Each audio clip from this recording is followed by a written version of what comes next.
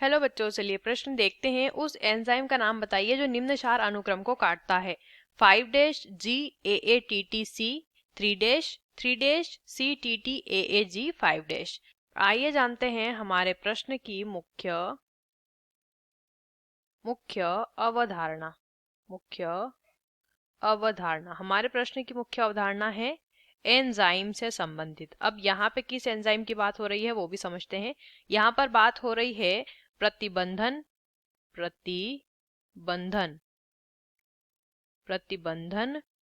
Enzyme. इसे प्रतिबंधन endonuclease enzyme भी हम कहते हैं।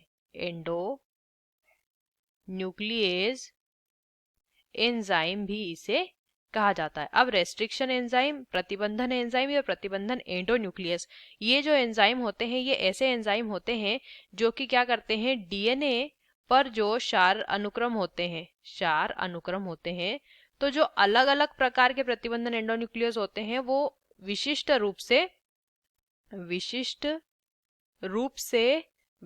अनुक्रम, डीएनए के विशिष्ट क्षार अनुक्रम को ही काटता है। ठीक है, अलग अलग प्रकार का। अब प्रश्न में हमें एक क्षार अनुक्रम दिया है। क्या दिया है देखिए, यहाँ पर लिखेंगे।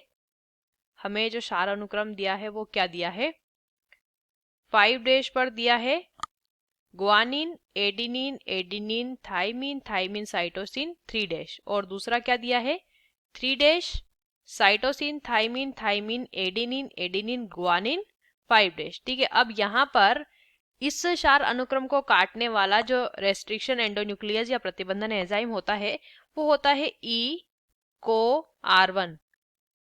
Eco R one restriction enzyme. Eco R one restriction या इसे प्रतिबंधन एंजाइम भी कहते हैं।